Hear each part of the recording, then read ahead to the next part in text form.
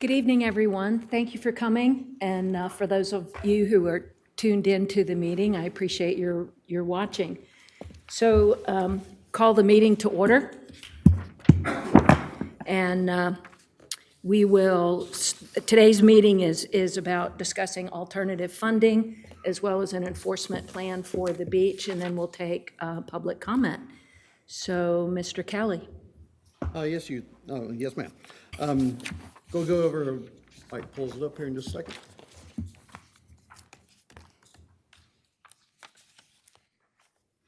Would you like me to go to the podium and do it, or It's totally up to you. what would y'all like?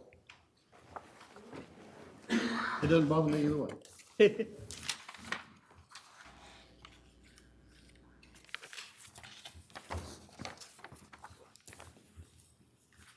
And Mr. Hatton will be joining me, so, yes. Just a quick overview. What we talked about last time, the town received a $20 million grant from the Storm Damage Mitigation Fund. There's the definition, and then that's what we got. The offer of funds was allocated by this subdivision. $20 million shall be allocated to the town of Oak Island as matching funds for shoreline stabilization to recover from Hurricane, I knew I was going to say that word one time, Hurricane I. It's a S. Y'all can say it. Before funds can be dispersed, the state and town will have to execute a contract.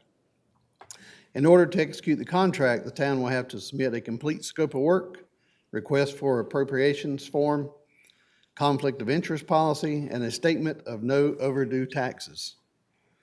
Town shall detail how it will spend the amount of funding allocated for a specific purpose as stated in the grant contract.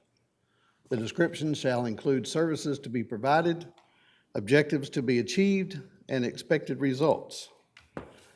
The description should also include anticipated timing of those services, objectives, and expected results, and an annual budget for the grant. Council will adopt a capital project ordinance for the Nourishment project, which will consist of the state's $20 million and a source of funding to be determined by council. So that's one of the items still be determined. Staff recommends that a decision to finalize our plans to be made at the April 12th, 2022 meeting regarding our beach nourishment project, and that is so we can get our application turned in so we can start getting on the clock for our reimbursement. So we've been looking back at funding options which have been discussed over the years. Our ad valorem taxes, current tax rate is 28 cents. General fund of that is 23 cents. And then you have a sand tax of 5 cents. The sand tax, when did it start? I have that right here. 2017. So it started in the year 1617 and it was 1.5 cents. Huh? Well, hang on a minute, I ain't got there. 1718, it was 2 cents. 1819, 2 cents. 1920 went up to 3.85. 21 was 3.85, and then this year it was 5 cents. Accommodation tax, Mr. Hatton. There's another source of funding that was discussed was the use of accommodation tax. And our accommodation tax, as I've said up here before, we have the 3% and then we have the 2% tax. The 3% is to be used for mostly tourist-related items, like beach ambassadors and that sort of thing. We pay for them out of that.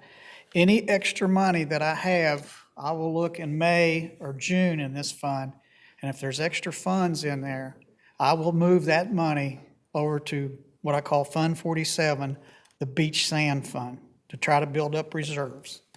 And then the other, we have the 2%, which is the 2% beach sand part of accommodations tax. All that, I think, budgeted $50,000 for dune maintenance, and that's to take care of the access and walkovers and that sort of thing. All the extra money that I have in that, again, in May or June, I will again transfer that to the Fund 47, the Beach Sand Fund. And out of the beach sand fund, I have been paying Martin and Nickel and some work at the Lockwood Folly. Other than that, it's building, those reserves are building in the Fund 47. Hey, okay. So then we have grants that we'd be looking for, federal and state. The town has received federal and state grants already. We've used them on the 2021 project. We're using them currently on the 21-22. And we're going to, once we get this slide back up on the webpage, we'll have a site where people can go to look these and pull each one of these up and see what they're used for.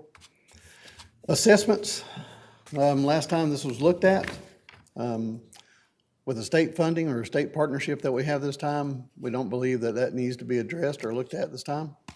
It was per parcel and then a one flat fee.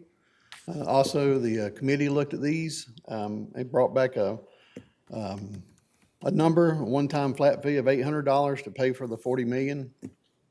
So now that we have the $20 million in hand, we need to, I believe we can eliminate the assessments from something that we're looking at. The next item, special obligation bonds, Mr. Hatton. I don't know why you keep leaving. Special obligation bonds, as you may recall, for the first FEMA project that we have, that we're calling the Matthew project, which we have finished, we got special obligation bonds at 1.6% interest, and that was for a term of 1 year. That one was $8 million is what we got total. The next project that is beginning, as you may have seen on the beach, is starting, it's called the Florence project. We have gotten special obligation bonds of $10 million for that. What that does, that fronts our money, at least the town does not have to use their funds up front to start paying the contractors. The collateral for these two loans, are not really loans, but obligation bonds, are the FEMA funds. If something would happen with the town, we wouldn't pay, FEMA will come in and take care of it. Now, on the special obligation bonds, if we want to do it for the sand project, we would have as collateral any non-levy taxes that we have, such as sales tax, video tax, there's something else, cable franchise. It would stand good for those loans. But I'm hoping we do not have to use special obligation bonds. I don't want to have to borrow money to do this project. Mr. Hatton, what's the interest on the Florence? I'm sorry? What's the interest on the Florence project? 1.68. Also one, okay, So they're thanks. real close, both of them are. Thank you. Okay, we'll do paper now. Paid parking. Paid parking, we've talked about this for a while. I'm sure y'all probably heard about it and seen it and read about it and probably opinions on it. Paid parking, this item first came around in 2014. Then we did it in 15, we talked about it in 16, we talked about it in 17. We took 2018 off because of hurricanes. Then we got to 2019, we did it, then undid it. And then there's all kinds of issues when it comes to paid parking. It's not just a simple thing for us to do.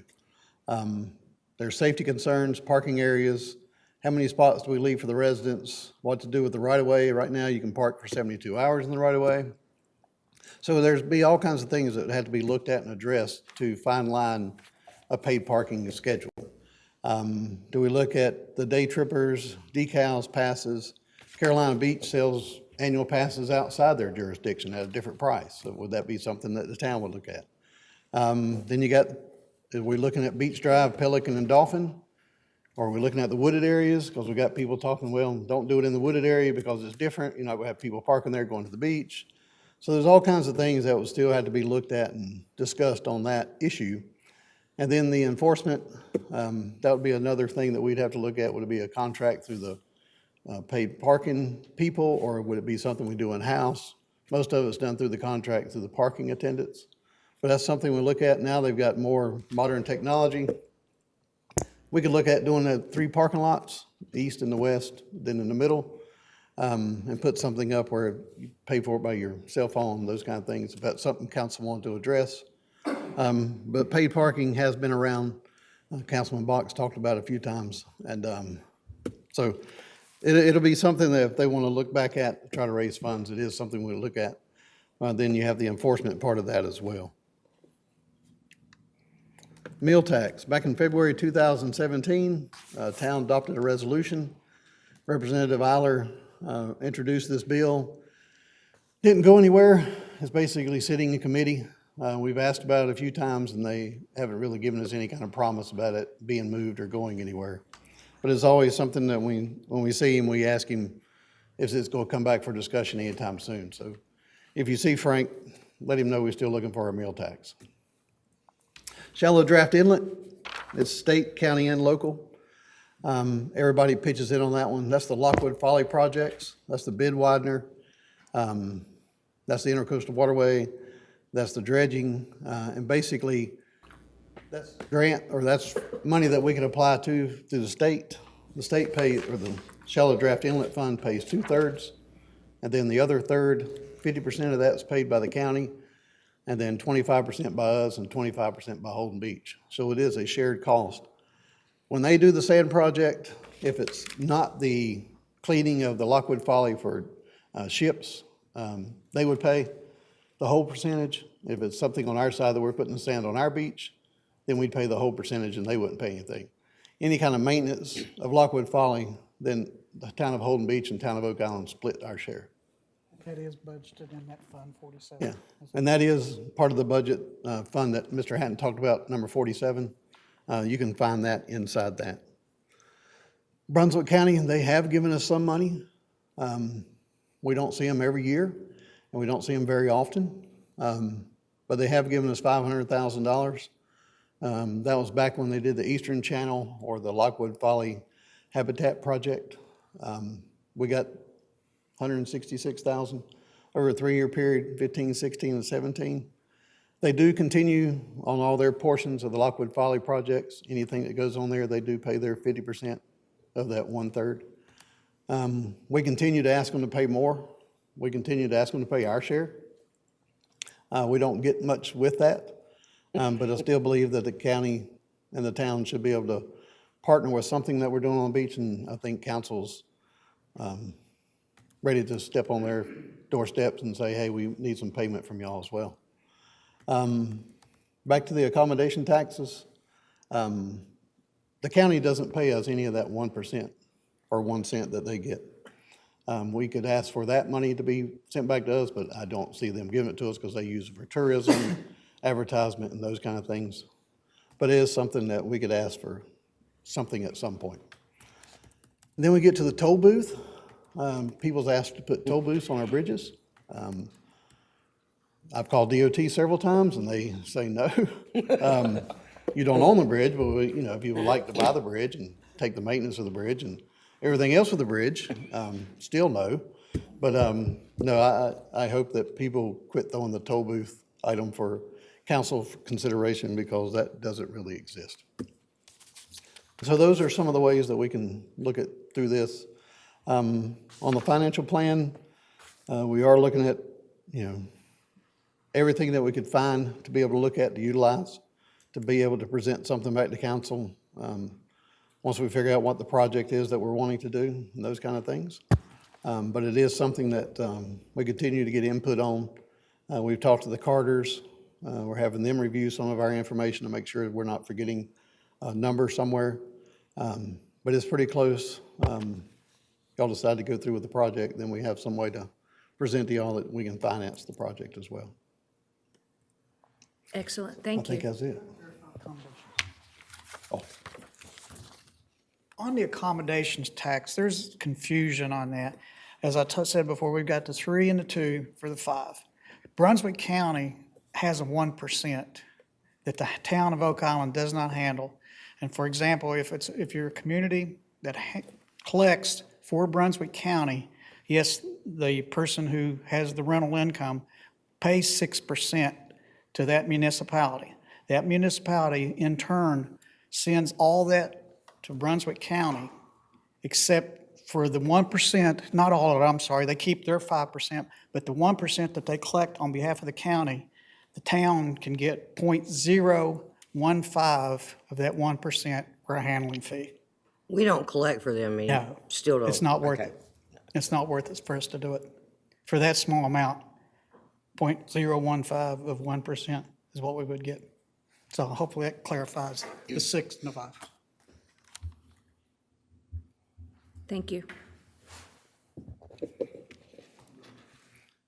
Questions, comments, concerns? Do we want to hold comment until after we hear the enforcement? Is that okay with everyone? Thank you, and we'll circle back.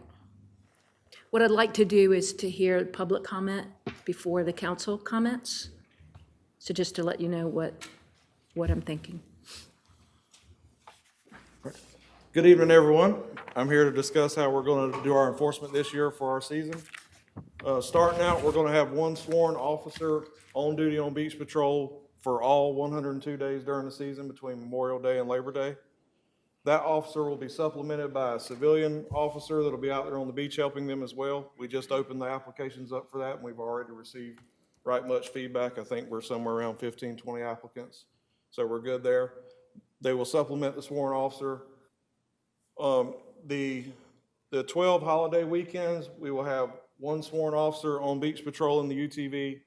We'll have the civilian officer out there with them on a UTV. We will have a third officer. Their main focus will be beach and ocean drive, simply because, you know, everybody's been out on the beach. You can see the police buggy coming from a long ways off, and sometimes they aren't looking over their shoulder at the road. So the guys on the beach drive and ocean drive can find infractions, things like that a little easier sometimes. And then, you know, holiday enforcement is always tricky because that is when the beaches are the most crowded. If we get out there and it's a 4th of July weekend, we know we're pretty much at max capacity. And if it's high tide, there's not much beach patrolling we can do because there's just isn't anywhere for the guys to drive their UTV. But other than that, generally when the beaches are their normal population out there, it will take generally 4 hours for both officers to go from one end to the other. They're going to go out at the emergency access at 49th Street. One will go west, one will go east. They'll go all the way down to the Castle Beach city limits, all the way down to Kingsland. They'll turn around, they'll pass each other, and it takes about 4 hours to make that total loop twice. We will we'll also be using our drone pilot.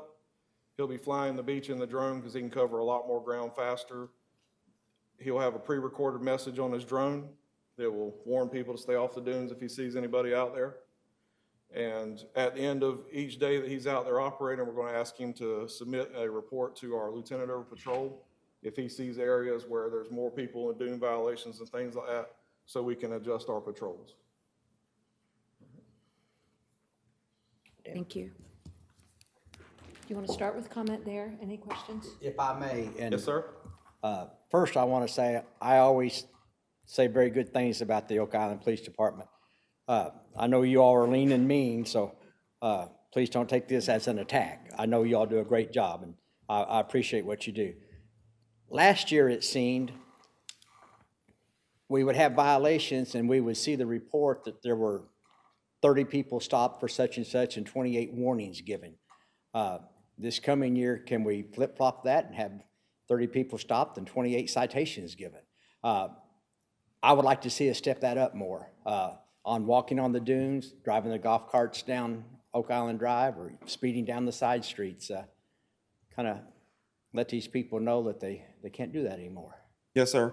Our first priority with the police department is always to educate people. We don't want to jump out there and not be open, because just because people should know the law doesn't mean they always do. One of the biggest problems last summer that we faced with the dune violations is probably more than half of our offenders were children under the age of 10. So the best you can do in that situation is go there and talk to the parents and things like that. We look forward to this being a better summer with the dune violations and things like that, because we have things put in place this year that we didn't have last year, like the ropes and things like that. And it's pretty tough when you're out there telling people, well, you can't be on the dunes, and that, well, where does the dune start? Where does the beach stop? That kind of stuff, because, you know, it kind of goes with the old speeding ticket. We all learned in DMV, if we're traveling out in the country and there's not a speed limit sign, the speed limit's what? 55, unless it's posted. So when you pull them over, well, I didn't see a sign. So you get that a lot out there too. Well, we didn't know because we didn't see a sign. So people's attitudes dictate a lot of what we do. If they're cooperative, hey, I'm sorry, I didn't know, we'll do the best we can, get off of them, stay off of them. And, you know, there's nothing wrong with telling, you know, okay, try not to let this happen again. I appreciate you, and I appreciate you disagreeing with me. But going forward, it's hard to ask our townspeople and our taxpayers to somehow help us find $20 million, and they tell me every day at a restaurant, why don't you give a ticket for people walking on the dunes? So I would love to be able to tell them it's being addressed and it's being looked at stronger than it was last year. There was almost 200 citations issued last year for dune violations and things like that. What is the fine for that? $50 Good. for the first offense, 100 for the second. Good deal. I like that number, thank you. So I think it's certainly what you're proposing is a step forward. I would argue you need even more manpower to really cover the 10 miles effectively. But beyond that, beyond what the police can do, we clearly need an education campaign. We need better messaging. We need more and better signage. We need to have a summit with the accommodations folks and get them to support the effort to preserve the dunes. And I, for one, do not understand why anyone renting property here should have to sign on the rental form electronically that I understand if I violate the dunes, I will be subject to fines. The other thing I would suggest that we need to really focus on, there were some, I'll call them flagrant violations. They were horrendous, with people tunneling through the dunes for convenience so they could walk from their rental directly onto the beach. And those need to be stopped. Those people need to be fined. And that's not just an issue for you folks in blue. That's an issue that we need to take up with our attorney, because there was this whole question of responsibility and jurisdiction. And we need a solution to that, because if somebody is tunneling through a dune, 4 foot wide, 8 foot out, somebody has to be held accountable, either the owner or the renter, but somebody, because it puts you in limbo in terms of managing that. And I think that's something we need to do to get our attorney to give us definitive direction on that aspect of enforcement. So, the other thing I would ask is, what additional things do we need to do to upgrade the drone operation? And again, it's a legal question. Can a drone picture suffice for a ticket?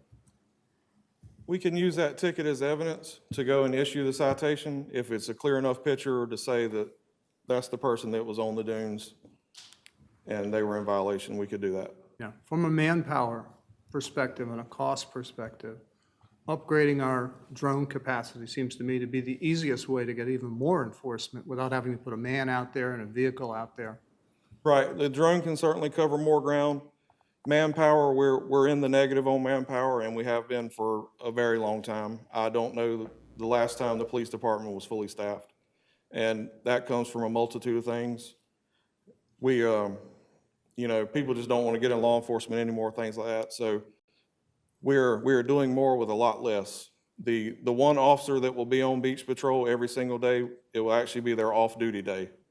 There's 4 officers on a shift, but however, most times we're lucky if we're operating with just 2 or 3. So if we put one person out on beach patrol and the day starts to get busy, the first thing we do is pull that person off beach patrol to help out on the road. So we're going to dedicate one person that's not on duty, so their focus will be beach patrol only, and it has to be an exigent circumstance for that supervisor on duty to call that officer off of beach patrol, and they can't do that. They'll have to call the patrol lieutenant and say, this is what I've got going on. I need that guy off the beach to help me on the road, and they have to approve it. It can't be a simple, oh, well, there's a call pending here, we need him to come off the beach and help. No, it has to be something. So that officer is dedicated to the beach. I say this in the most affectionate and supportive of terms. You need more manpower, both Yes, sir, in we your do. regular staffing and in this dune enforcement project.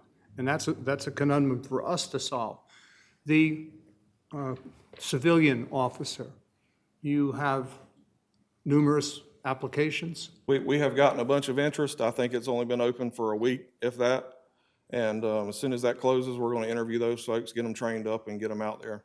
So perhaps part of the solution to the manpower problem is because you have a very fixed, limited, and insufficient number of sworn officers, you may be able to use more of the civilian officers to at least have a physical presence on the beach. Yes, sir, we're going to put the civilian officer with a sworn officer every day, so there'll be a minimum of 2 out there every day. But if you had 3 sworn or 3 civilian officers, you could put them all out there every day, right? We could put as many of them in that, you know, we only have 2 UTVs. We have the option to rent one. And the rental is probably the most cost-efficient way to go. Purchasing one is gonna run you anywhere from $12,000 to $14,000. And I called to talk to them about possibly purchasing another one, and everybody told me that they're at least 4 to 6 months out before they could even get one. But in thinking about success, which is what I think we should focus on, the start of the next campaign needs to have high visibility, high messaging, and needs to have immediate results in order to deter the kind of destructive behavior we're seeing on the dunes. And given the limitations you're facing and just finding officers, we may have to go the other way with the so-called civilian officers, who I presume are prior former police or former.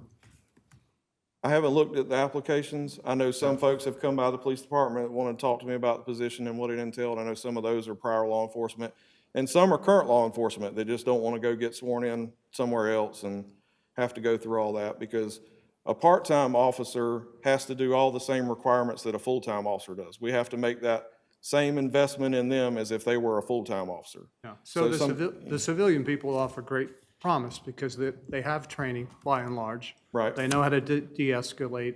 They're a physical presence. They're there, and they're not pulling your manpower when you have emergencies where you got to get that sworn officer off the beach because there's a 911 call that's important. So I would urge you to think about that, and I want to make sure that if we say we're having a campaign to enforce the dunes, we have the resources to actually carry it out. I mean, I think that's critical. Does civilian patrol have the authority, can they issue citations? Yes, they're employed by the town, so they will be able to issue a civil citation for the dune violation. And one thing we saw last year, once we got the dunes planted and the posts and ropes, Sean kept flying the east end for us as well, so you could see the foot traffic. Once we got that established, we didn't see that many dune violations in that area. Most of them were on the west end, where we had put the sifted sand, and those are the ones that people tunneled through.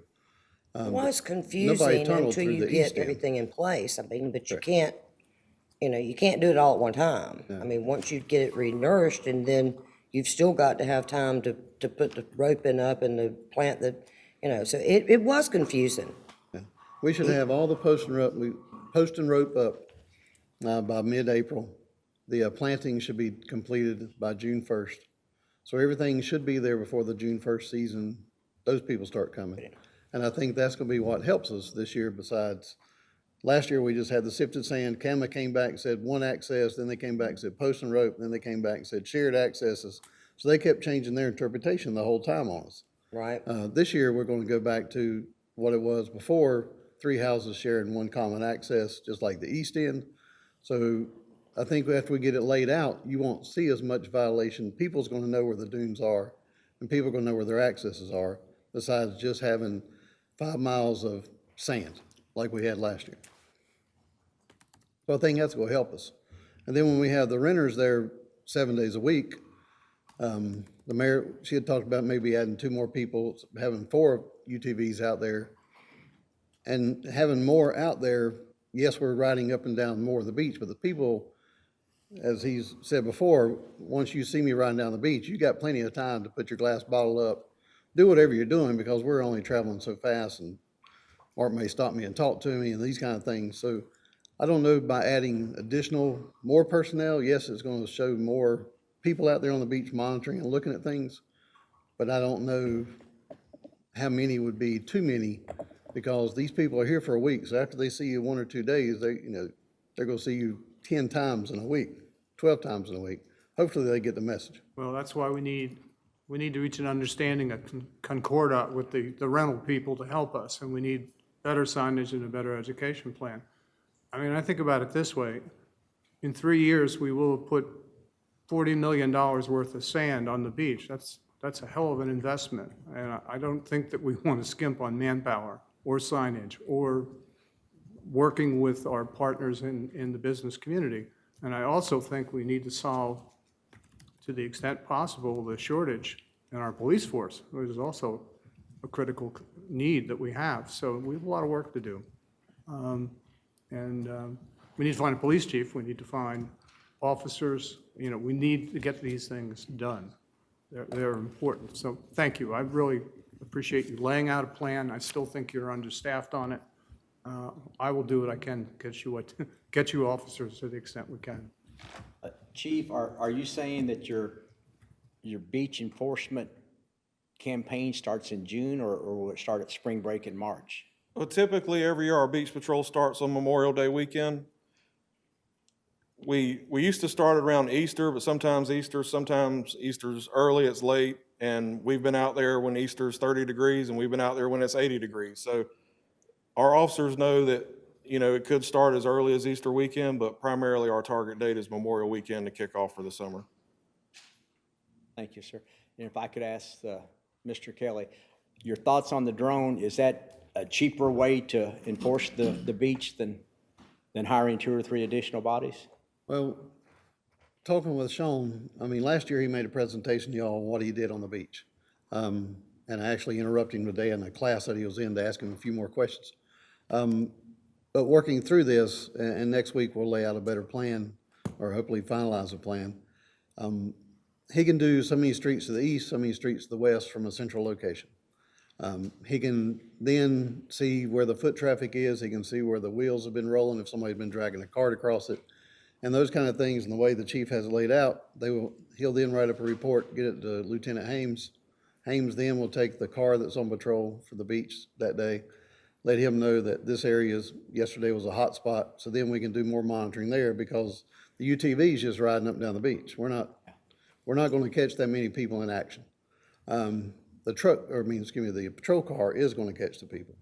And then Sean would write up the activity sheet where he sees things, and then he'll document where the people need to be in the lookout, the next day.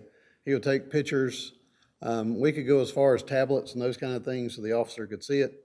But then I don't need the officers or the UTVs to have it, because they're not going to get there in time to do whatever anyway.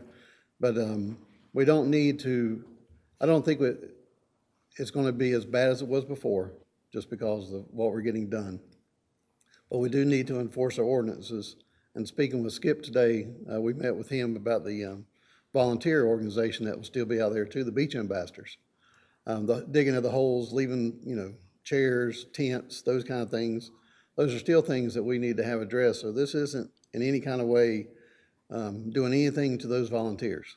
That group's still a needed group, and they'll still be out there. Frankie will do some education with them this year as well, just so we can sort of commingle to make sure all of us are doing the same kind of things, monitoring the same kind of things, and getting in touch with each other on the items that we need to be addressed. If they see something, hey, this house keeps digging a hole, then we need to know. So I think this year going into it, we'll be a little bit better organized at it. We can take this currently out of the accommodations fund where it's at now for staffing those kind of people, so it can be absorbed. We did put it out there, $17.50 an hour, got a lot of interest. When we had it for volunteer, we didn't get much interest at all. But on it, people started calling. So it does make a difference. People are out there, and we did see a few law enforcement people that did apply, so that would be good. But like Frankie said, how many days a month are they having to work on their days off? Last year was, due to shortages and everything else going on, it was just a terrible year for us at the police department as a whole. But we had some officers that were working 14 days in a row without taking any days off and rotating between days and nights. So you take that depletes your force, that burns everybody out. And, once you do stuff like that, your quality of work kind of drops down, not because you don't care, but just simply because you're just more and slam out. Yeah. So this year in the budget, y'all approved 4 part-time people. So we have those. I think we're 1 short right now for the summer to also work with us. So we have the part-time staff except for 1 that'll be doing a lot of this kind of thing. So we're not putting as much on the sworn officers that are there, but they will be working 4 days a month. We can They're off schedule them days. however we need to see fit. You've got a roster now that they've already signed up. Mm-hmm. So how many days are they having to work a month? The part-time guys, No, the full-time on their days off. When they're on day shifts, how many days do they work?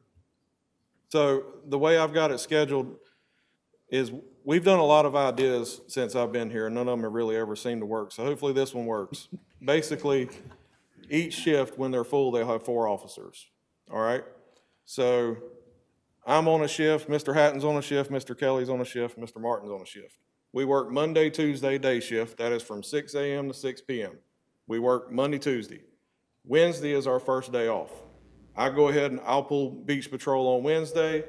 Mr. Hatton will pull beach patrol on Thursday. We both had 1 day off. The other 2 guys on the shift have had 2 days off. We work Friday, Saturday, and Sunday day shift all over again, 12-hour shifts, 6 to 6.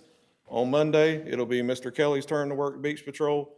Tuesday will be Mr. Martin's turn to work beach patrol. Now, they both have pulled their time. They both have 1 day off, and me and Mr. Hatton have had our 2 days off.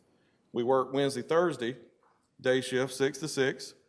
Then Friday, Saturday, Sunday rolls around. There's 3 days and 4 officers, so I'll work Friday, Mr. Hatton will work Saturday, Mr. Kelly will work Sunday, and Mr. Martin gets the weekend off. So next time when it rolls around, Mr. Martin will get the weekend to work, Mr. Hatton will be off, and the officers will only have to worry about that on their day shift rotation. So that means the guys on night shift don't have to worry about it at all, because that's where we're running into problems when you have guys that work night shift from 6 p.m. to 6 a.m., which is pretty hard in itself, and then expecting them to be on beach patrol Thursday morning when it's too hard.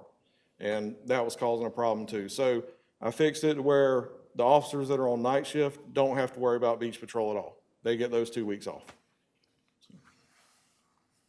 We are trying to work in-house the best we can, but when the budget comes around this time, you'll see some of the numbers that he's talking about to be presented to y'all, so. Well, I look forward to that. I mean, I think that's a sensible plan, and he's, obviously, the chief is taxed. He doesn't have enough manpower. I would remind everybody, Pine Forest is already online. The apartments are being built. The Williamson track is about to be developed. We're gonna need more officers, not fewer. They, I mean, they can't that's a find them given. though. That's the problem. It's not that they're not looking for them. It's that people are not wanting to go into law enforcement. Now, I understand that. We're gonna need to find a way to find the few and the brave who actually wanna do it and attract them. We're gonna help, Chief. We're gonna help. Two quick comments. So I think everyone agrees that the drone operation is a asset, a great tool, a way to cover more ground, and everybody talks so positively about it. So my question is, why haven't we established some sort of standard operating procedure where instead of the drone operator making a target list and then 24 hours later, a patrol car can go visit that site? Why isn't there more of a direct connection between the activity with the drone immediately on demand, being able to reach out and contact somebody who can be on site and issue the enforcement same day, instead of just making a target list of problem areas and we go patrol that the next day? If the drone can have messaging that it gives to the public and take pictures, I'm assuming it's got GPS location on it, and there should be somehow comms in place for either the operator or the drone to immediately dispatch someone to the site so it can be handled at that moment, rather than just letting it escalate for the day and I make a list and then I come back tomorrow and I'm like, well, that was Saturday, now Sunday's checkout day. Guess what? Everybody's gone at 10 o'clock. So how are you going to go find those people that were there on Saturday from your target? So have there been any experimenting or planning or investigating into how we can get on-demand resources to the drone once a problem area has been identified? Yeah, That's my first question. Talking with Sean, I mean, yes, you can. I mean, we could put tablets in the car. We have the capability of live streaming, but you need to assign a police officer to that. So if we're already short, now we're assigning 1 police officer to the drone. So now they got to be able to sit and be able to monitor. If Sean's on 40th Street and he sees something on 36, I mean, we have to have that patrol officer also working that same area that he's working. Right. So all you're doing is taking somebody else off the road and putting that person. If we had plenty of people, or if that's what we wanted to do and hire a person just for that, then we would have to stick an officer with the drone person. But there is capabilities of doing that. Okay. And we have some of that already in-house.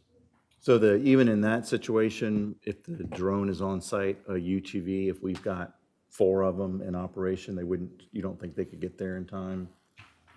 If he could take a picture, he can video surveillance to the extent where he can document it's you and get a facial shot of you and whatever clothing you have on. The officer can see it on his tablet, who it is and those kind of things. And then he can approach you and say, hey, here's the video, this is what you were doing. And then it'd be a law thing after that point, but Right. that we do have the live streaming capability with the drone system that we have, that we could do something like that. But again, you're gonna have to place an officer with the drone. Well, my only concern is the time delay, obviously. That's great that we identify a problem area, but it's not great that we didn't address the infraction when it occurred, when tomorrow could be raining and nobody's on the beach, so. Then my last comment is, I've also heard education a couple times, and I'm a big believer in education as well. But I believe education is better utilized when it's actually enforced. And in my mind, a $50 fine is not enforcing education. Education should be a $500 fine and probably not a first-time warning, but an immediate citation. That's that kind of education I think would get the word out, and we'd probably see a lot less violations pretty fast if we increased our fine. So I would recommend to this council that when we go to our budget, that we consider increasing fines, not just for dune violations, but I'm also adamantly about parking violations as well, that we should have increased fines for parking violations as well. David, wasn't there an issue, didn't we discuss that one time before? And didn't Brian have an issue with, wasn't there some reason why we had it at $50? For what part? The parking or the dune violation? Or him videoing, Increasing the fine. No, or just increasing the The fine? fines, Well, our ordinance, we'd have to modify our ordinance, and then there was a statute that maximized, or that Brian was supposed to do a review and get back to you and let you know Exactly. exactly what it was. there's a statute, I think, I made a note something he was saying that we had a cap on how much we could actually charge as a violation.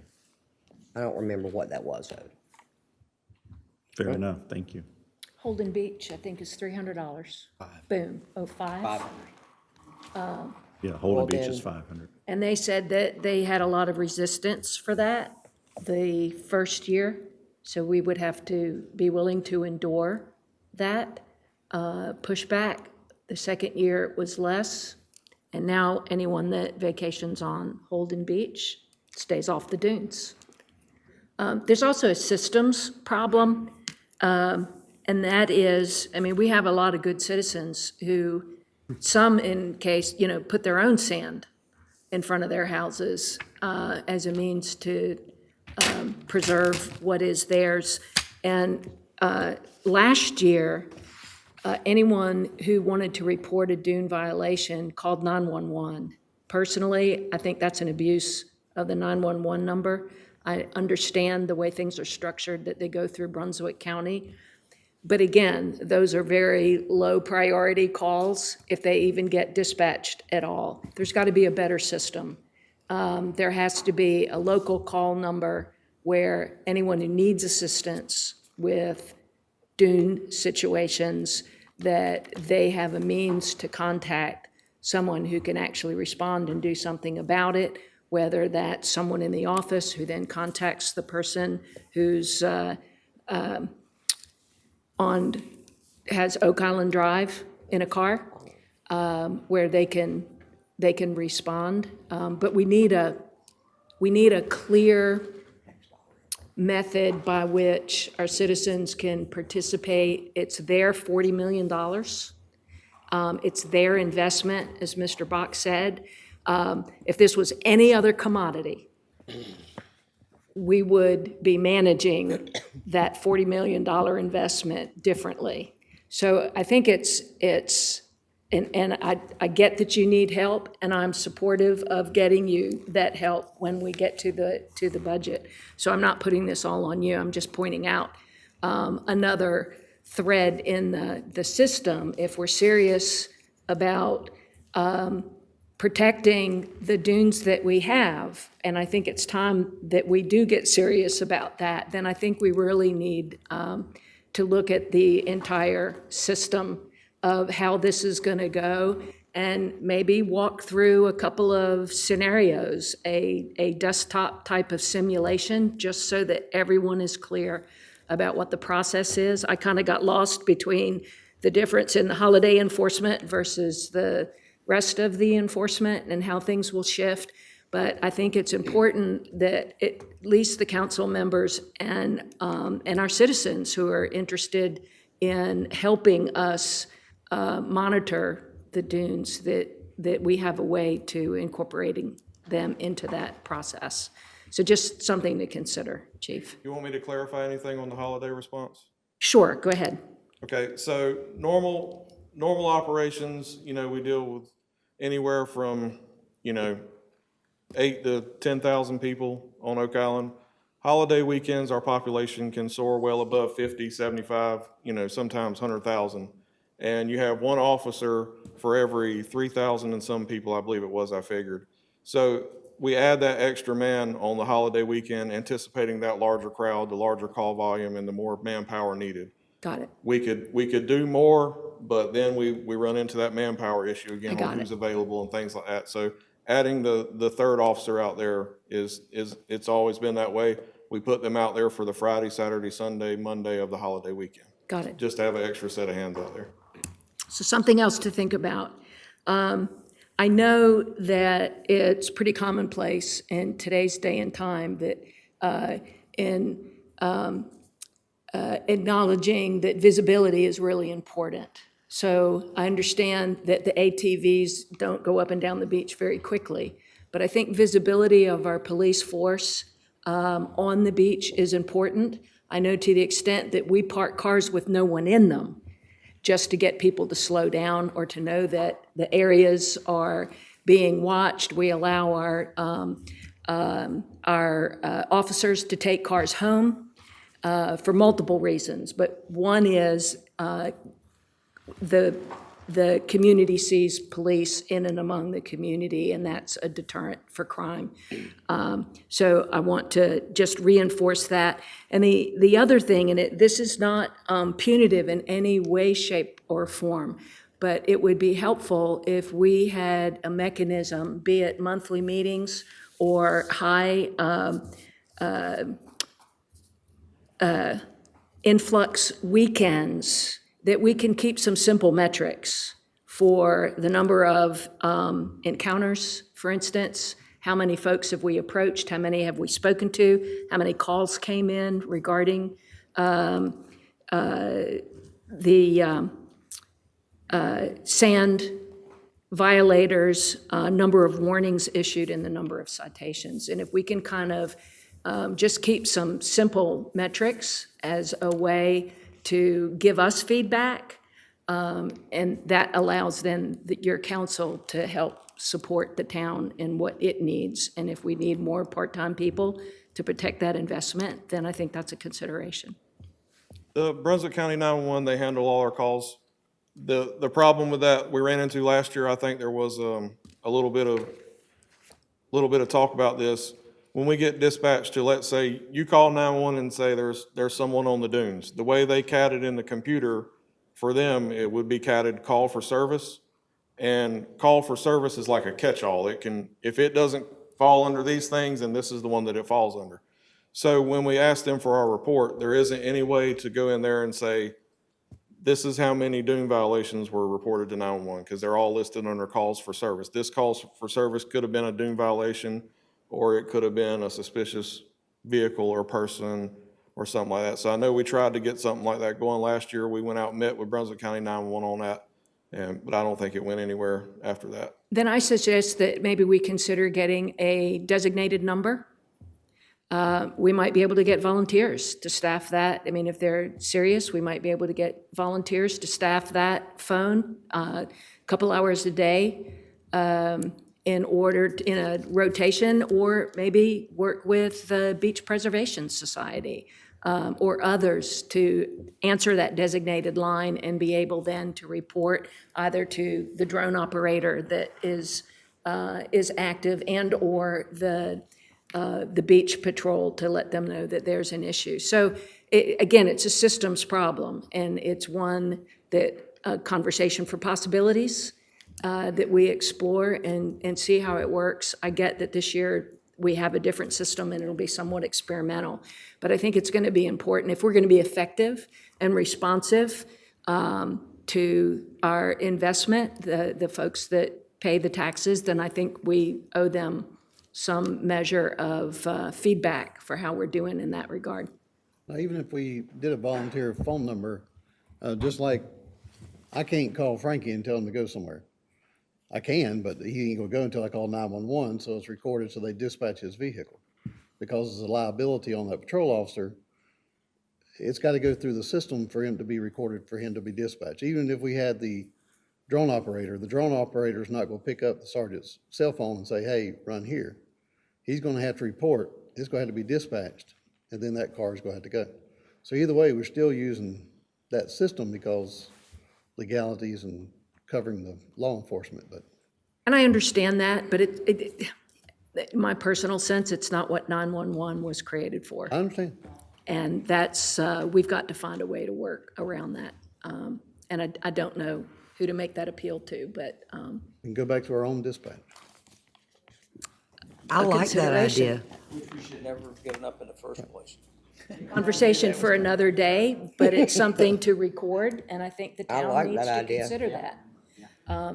Yeah, because it takes control out of our own town. And so I think it's something we should at least have a discussion about and what it would take to do that.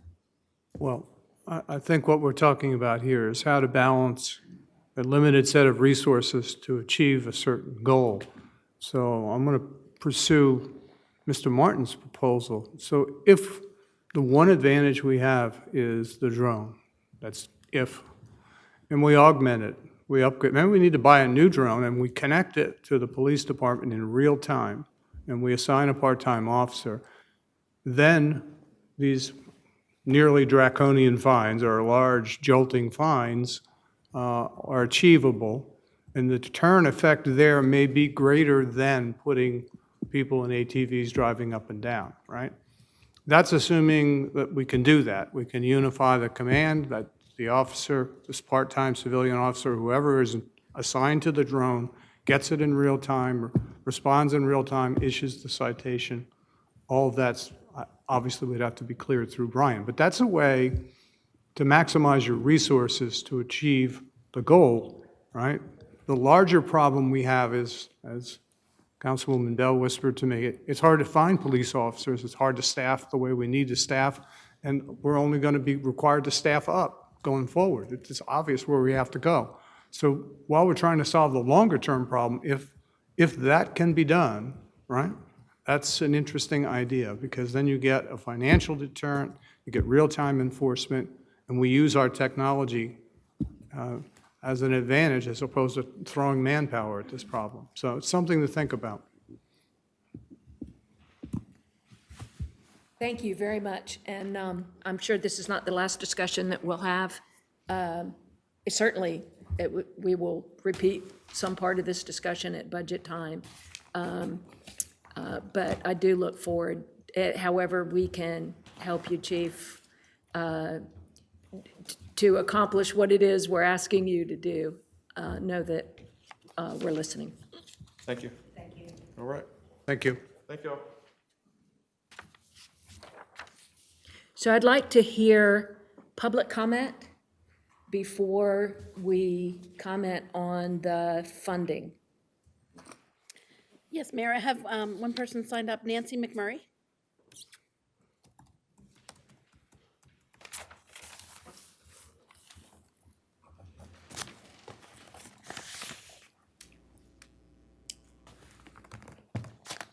Hi, I'm Nancy McMurray. I live at 6607 West Beach Drive.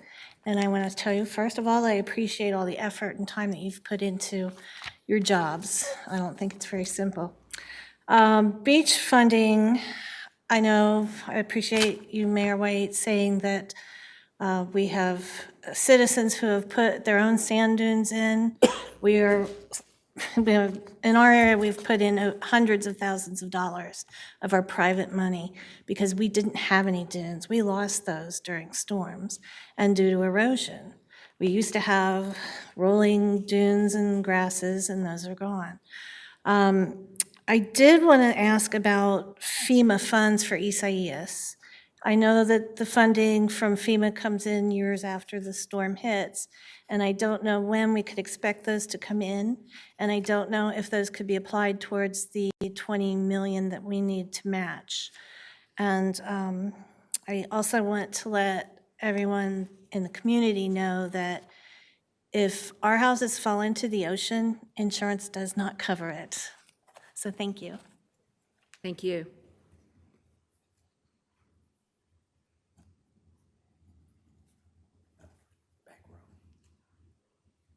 Lisa, do we have anyone else? That's all I had signed up. Is there anyone else who would like to speak?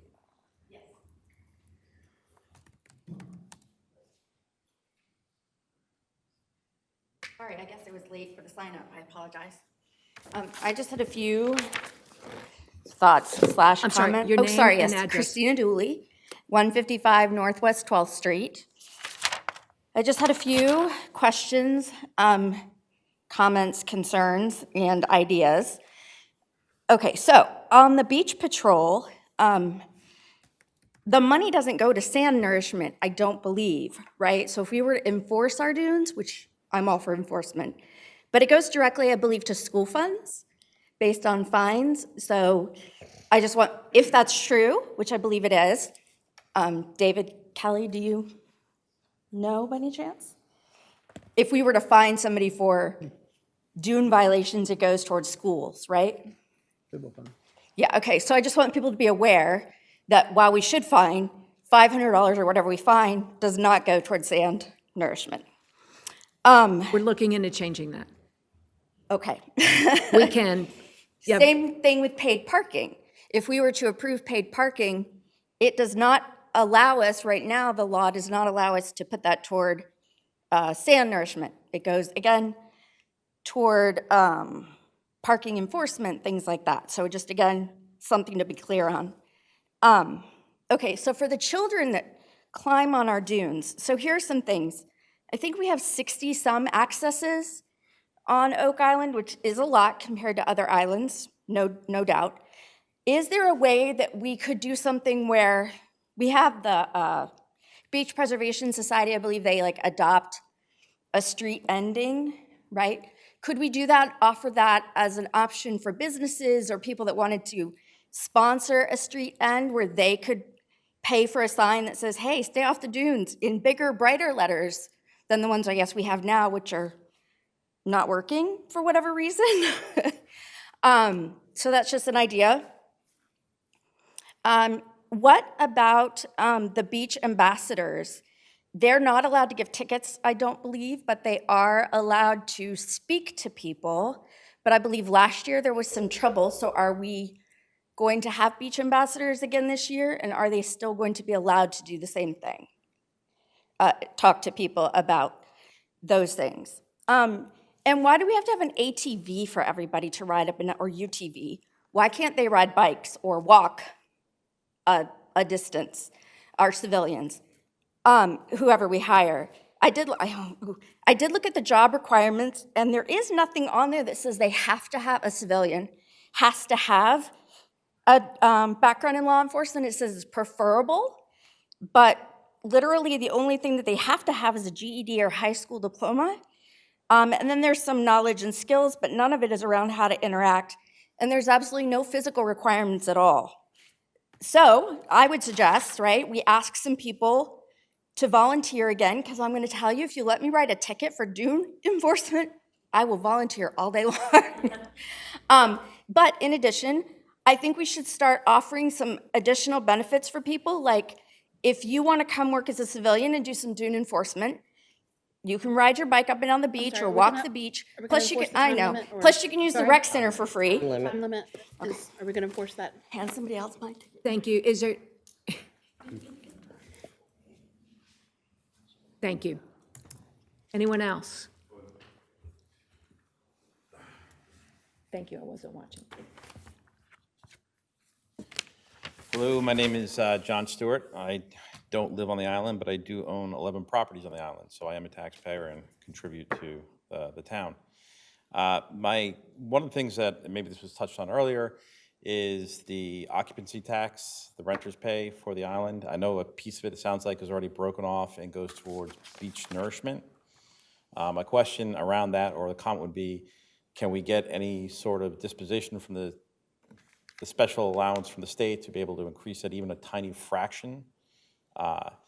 Given the value that I would say that Oak Island has with regards to vacations, even if we increase that 1/4% or 1/3%, if we can get permission to do so with targeting that towards beach nourishment or an ongoing beach nourishment, I think it could have a big impact. Also, I say this as someone who develops properties nonstop, with regards to the building permits and the development for on the island, I'm not even myself, it will cost me, I'm not necessarily opposed to a new construction, a one-time, as long as a reasonable fee to help offset some of the beach nourishment projects. That seems like a reasonable approach, given the amount of construction that's going on here these days, and I don't know what the exact number is, but I'm guessing it's a couple hundred a year, is it not? Does anybody know? I believe the number I heard for 2021 was 300 new home permits in the area that. Okay, so 300, even if it was like $250 for a special sand beach nourishment for those properties, that still can raise a considerable amount of money. So, again, like I said this is someone who's been building houses, and I've got 4 more under construction, so just a thought. Thank you very much. Is there anyone else that wishes to speak?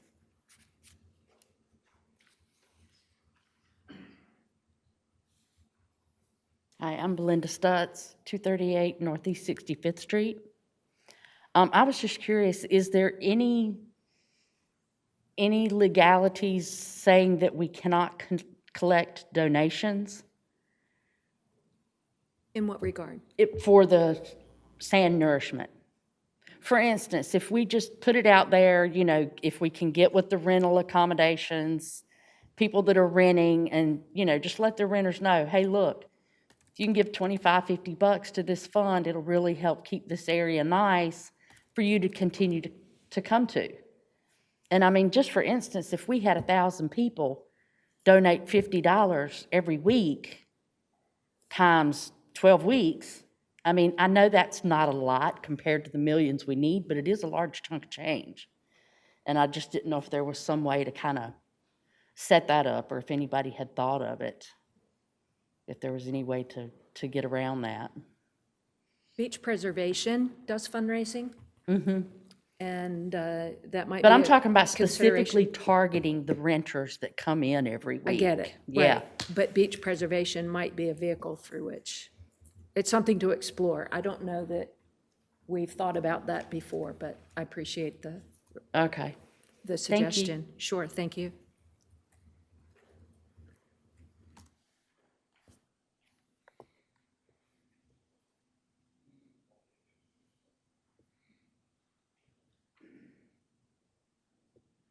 Hi, I'm Janice Issa. My husband and I own 6725 West Beach Drive. What I want to talk about is that sometimes it feels like we don't look at a long-term solution. I know that, we're talking about sand, $40 million worth of sand, and that's necessary. We need to do that. But I feel like we need to really think long-term, because we've owned this property for 8 years. So for 8 years, every time they dredge Lockwood Valley, we get erosion. Like clockwork. It's just they dredge, we get erosion. And I know we love our turtles. We don't want to do anything here to hurt the turtles, right? But other places are doing jetties, and they're looking more long-term at things that would, maybe be a big project, obviously, but we have to think about 20 years down the road.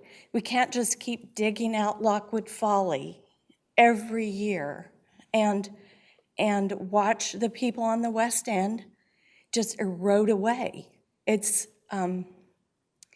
not wise, because we want this island to be here for our grandkids and the ones that will be dead long before they're born. We want this to be here. We want the properties to be here so people can come here, have great memories. We want them to have happy memories of being here, and for them to be respectful of our island and to feel that we're friendly and we're a great place to come. And we don't want to do anything in this island that would deter people from coming here, because that's why we can be here, right? Exactly. So that's just my 2 cents, is that, it's hard to watch that every year.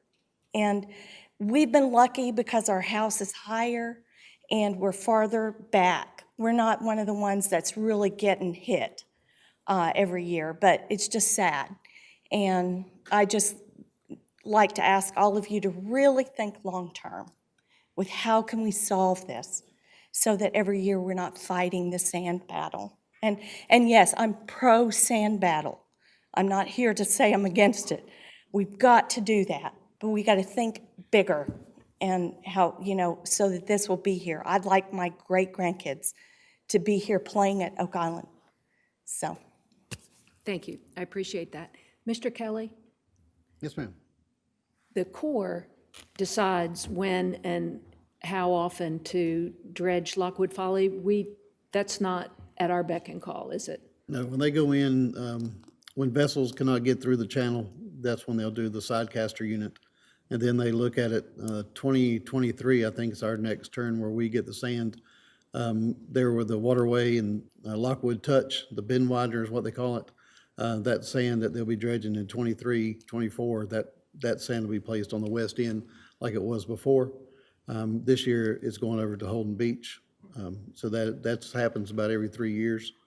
But then the dredging of Lockwood, it all depends on the navigational channel, how often it has to be done. But it's a sidecaster. And some of the studies that Mark and them, or the Moffett Nickel has shown, it shows that we need to look at relocating the entrance to Lockwood Folly, but the vessels that are sitting there, the historical ships, that sort of, hurts us a little bit because we have to either try to figure out a way to relocate those, which I don't think could be done.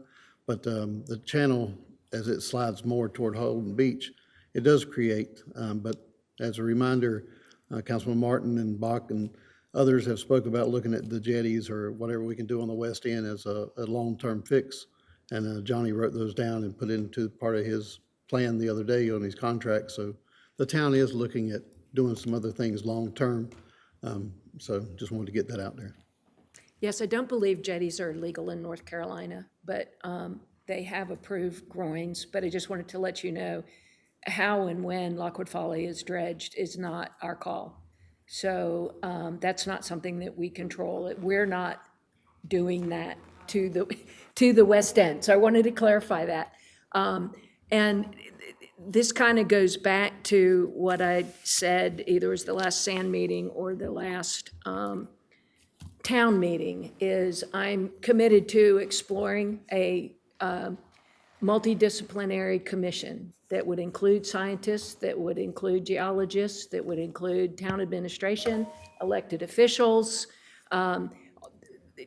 citizens, hoping to recruit someone from the marine engineering program at UNCW. So it's a multi-stakeholder commission that would help us develop long-range plans as well as immediate plans around the concept of protect, educate, and enforce, so that we have different individuals with different backgrounds who can perhaps bring ideas to the table that may not be currently under consideration.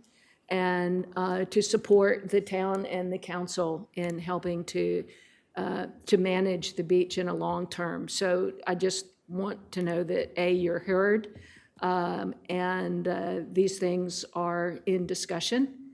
So I think we're all in tune with exactly what you're saying. Anything else? Anyone else? Council. I really appreciate everyone's concerns and your suggestions. I'd like to turn the conversation back to that of funding the beach. I want you to know that you have the council's commitment, that our efforts to move forward with the available information and funding sources that are available to us, that will be completely transparent in that process. And after all, it's the taxpayers' dollars, regardless of how they're dispensed, right? So if I want you to help move along with us, if we were to find a solution speculatively where this could all be funded in a tax-neutral way, that's one of the models we want to be able to look at. There are pain points there, right?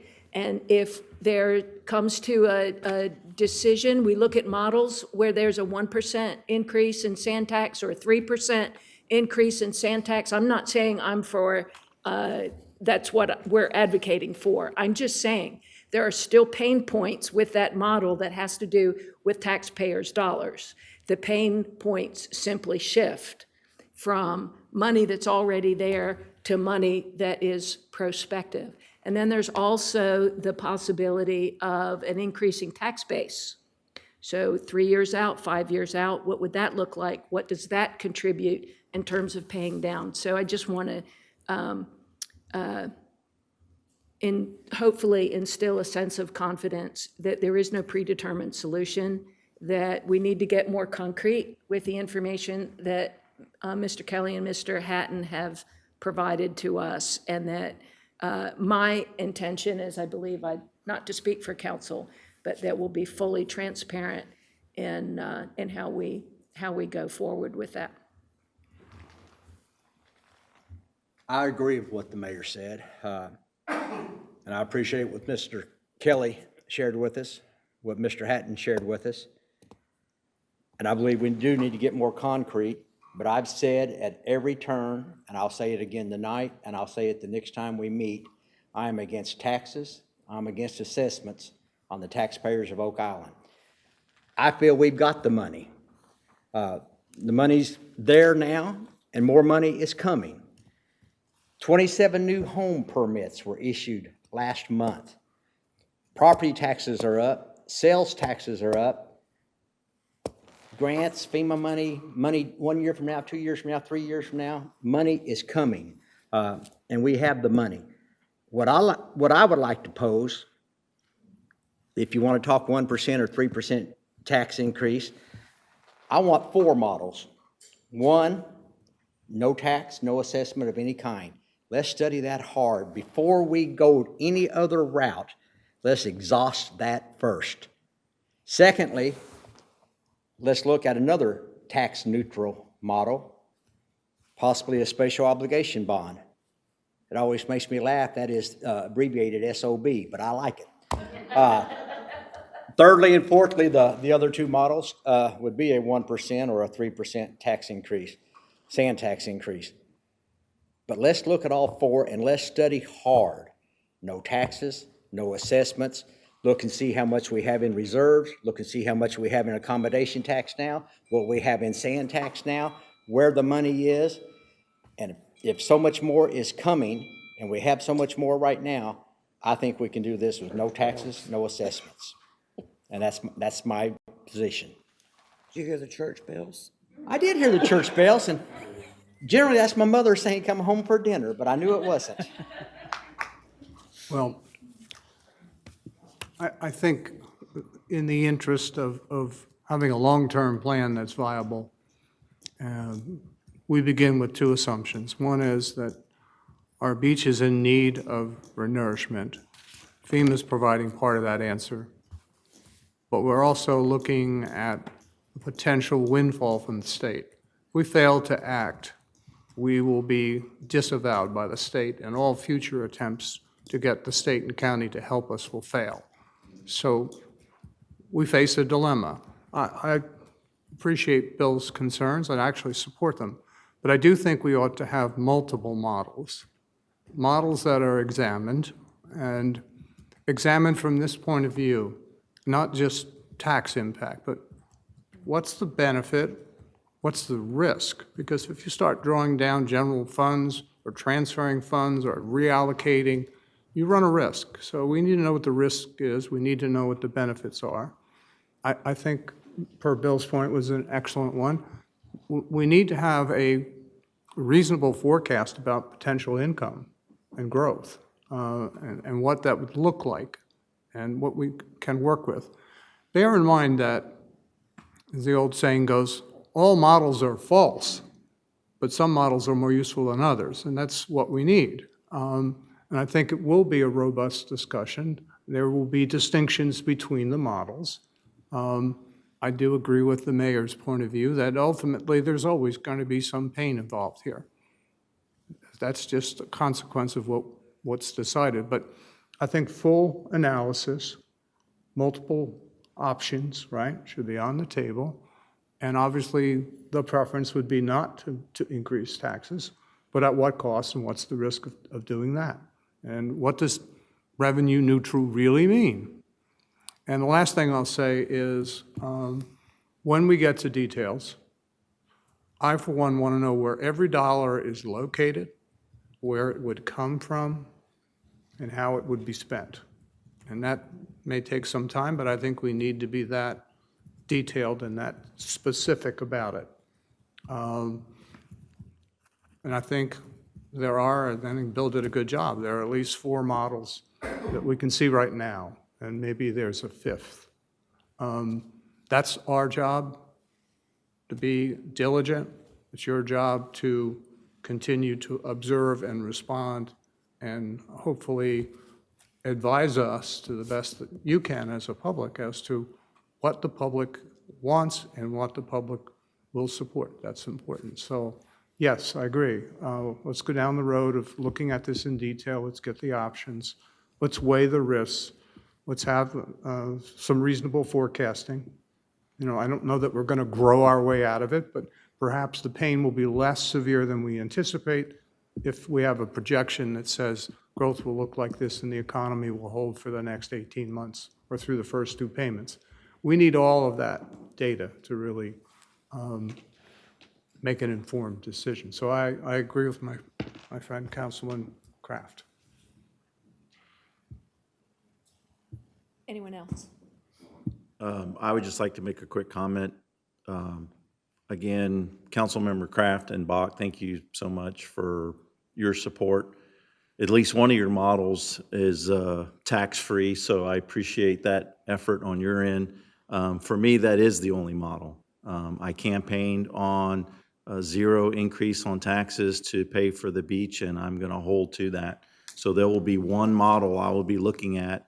If it comes up on April the 12th, looks like here in our notes, then that will be the model that keeps us where we are with our current tax rate and without a sand assessment. Honestly, Councilmember Kraft and I have already did some drafting on our own and some calculating and notebook writing and spreadsheet building, and we've come up with a rough draft that is a 0 tax increase model for funding the beach. So I'll be bringing that with me in our budget workshops, and Mr. Kraft will have it with him as well. So I'm excited to get a chance to compare that to what staff may come back with in their model. So we'll see how that goes. The future lies before us for sure. I look forward to hearing all the ideas that you've talked about. The thought that drives me is the one that we're all in this together. That's what it's about, really, when you come right down to it. We're all in it together. So we got to find and look through these different, what you call them, models or whatever, and try to find the best one. And like somebody else said, it's not going to be without pain, but we just have to do the best we can. I don't have any comment. No comment. No. We have 20 million, we need 20 million. We need to figure out how we're gonna do that. That's where I am right now. Fair enough. Mr. Kelly, would you please reiterate where we are in terms of the $20 million and what the steps are for moving forward in sequence? So you alluded to it when you spoke about funding sources. Can you kind of walk us through that so that everybody is up to speed on what needs to happen? Yeah, there's a few little bulletins that we got to get done. Those are the minor things. We had to put some items on our letterhead, some little policy issues that we have to do, saying we have no overtaxes, we have policies in place to regulate what we're doing. But the big thing is we need to write out a plan on what we're wanting to do and how we're going to get there. And then we have to lay out a sort of a financial plan. Doesn't say how the dollar's going to come from this or the dollar's going to come from that. It's just an overview of what you'd be looking at going into the future, because it is, over a period of time. And it's basically what we're writing is a guarantee that we are going to raise the $20 million in that time frame, and we'll be able to pay our portion for a project that costs X number of dollars. And whatever the project is defined at that time, if we're putting so many million cubic yards on the beach or whatever it is, and we describe the area that we're putting it at and the template, everything is sort of vague on that because that hasn't been totally designed yet. But it's basically just an overview, about a page and a half, 2 pages of a document describing on what the town's wanting to do. So at some point, we're going to need council to agree that we are moving forward, or not moving forward, or whatever the choice is, so we can put that into the application to let them know. Right now, I've emailed them twice, told them we're having these kind of meetings. So they're working through that with us as well. We'll start getting them some of the policy information, sort of tie things along, make sure those documents are right. But I'd say the April meeting would be a good timeline for us to have things completed so we can send something completed application by the end of April, 1st of May. So what do you need in the way of council approval for putting sand on the beach? What does that look like? I need the hands raised. In terms of process, so you need a motion? Yes, ma'am. To move forward. Okay, that's what I wanted to know. And please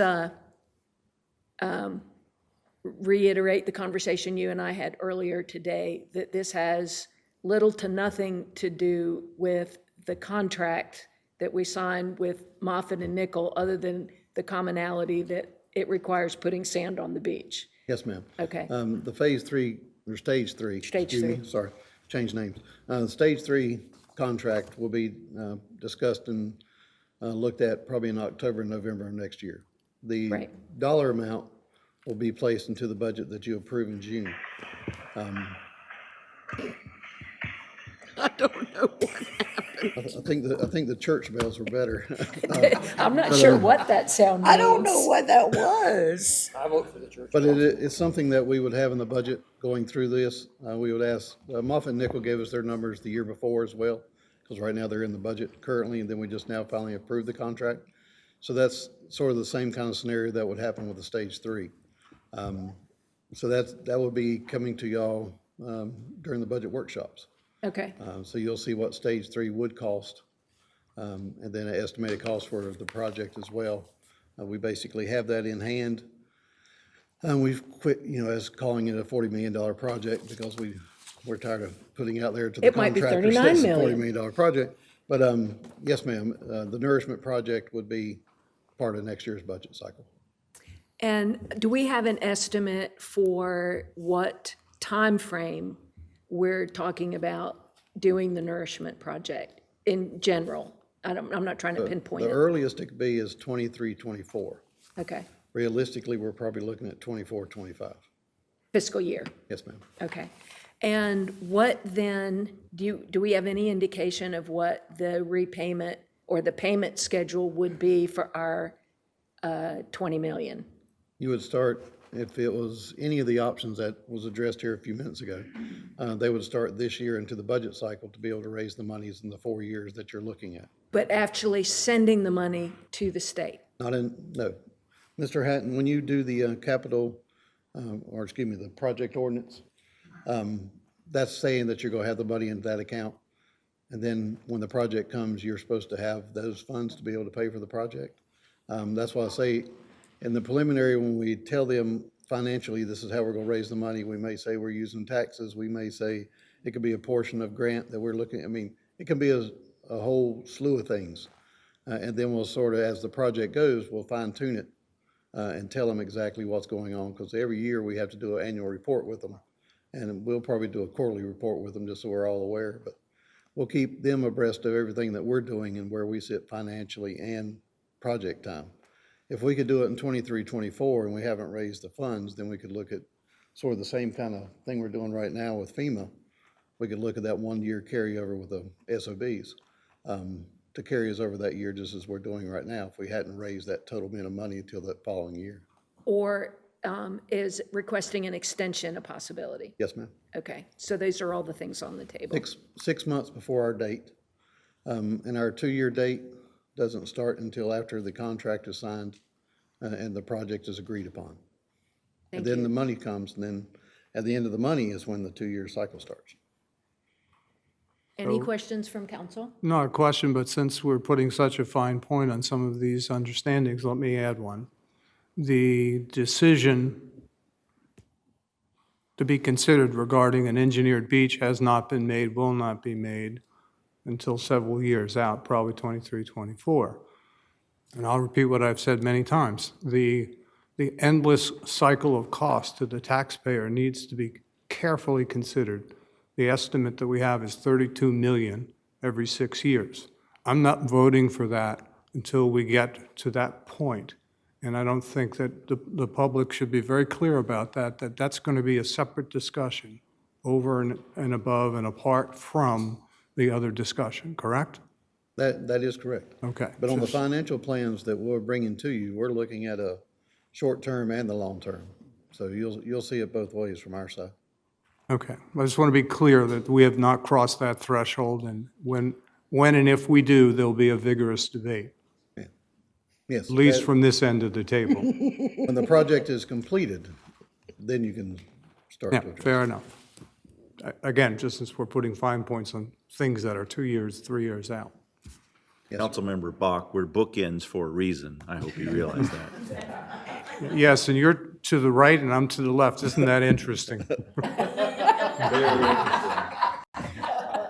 That's called balance, I believe, bipartisanship. Since I'm in the middle, let me ask, Mr. Kelly, do I understand that we have this July, we need to make our commitment that we're ready to go forward?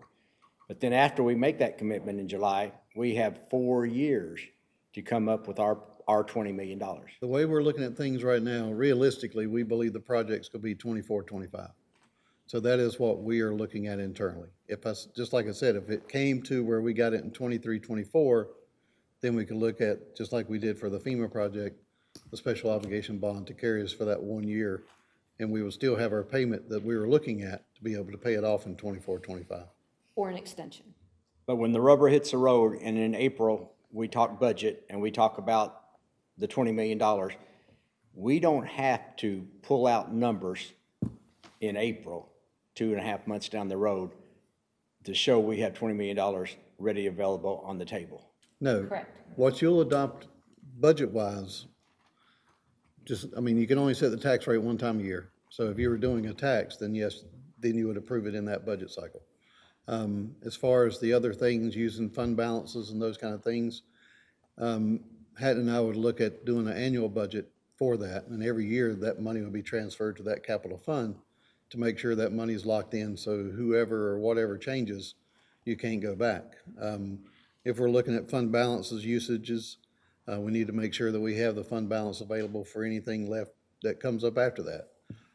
So if we're looking at capital items, I mean, if you're looking at building a rec center, or you're looking at building a fire station, or you're building these kind of things, we don't pay for that all out of general fund in one lump sum, but we need to look at for borrowing powers and those kind of things. So it is something for us to look at going through these things. We don't want to, just because we have a healthy fund balance right now, we don't need to take everything away from it and down below a certain area that we believe in. And the same thing with the sand tax, or the Fund 47, as Mr. Hatton put it earlier. We don't need to take that one down to zero either. And that's the simplest way to pay for this project, is to take everything, every dollar we get in those two accounts and take it and put it into that fund. But you've got to look for the rainy day on that, storms and things like that, because we do take funds from general fund for these kind of things. But it would be nice to set something aside where we're not taking it out of the tax base every time, that we're taking it from the accommodations fund. And that way it's not being taken on the backs of the taxpayers, it's taken from a different account. One more question. We finally got our bond rating high, but we're at 56% now.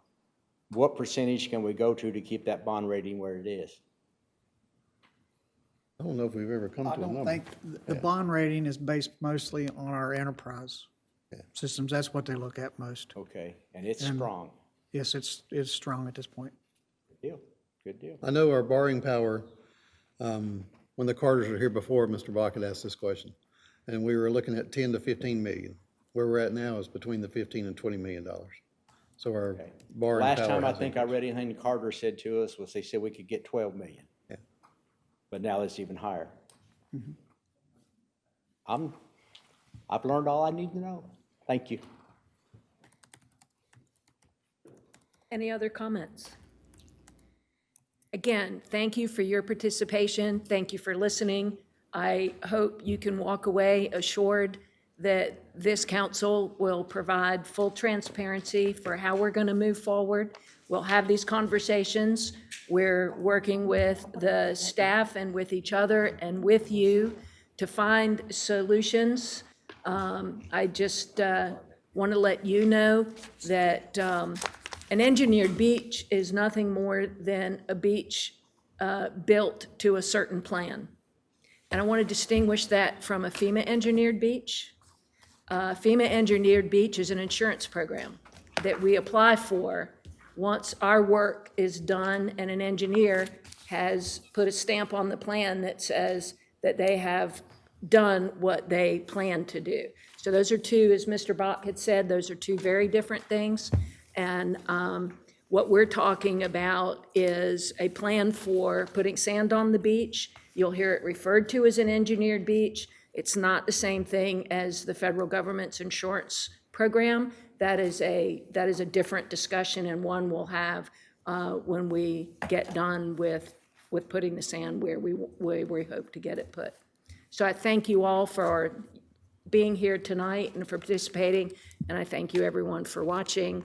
And may I have a motion, please? No, I don't want to make, I just want to ask one, I don't know if this is the appropriate place or not, but Go we're ahead. talking about fines and stuff like that. Oh, could we put in something there about any council person who leaves their phone on during the meeting gets a $500 fine? I mean, that would help. I think that would require Yeah, a motion. thanks. We can put that on the agenda for the March meeting. I sit next to her. I'd like to make a motion that we adjourn. Is there a second? Second, all in favor? Excellent, that's I hope you unanimous. don't Thank ever- you very much. I hope you don't ever need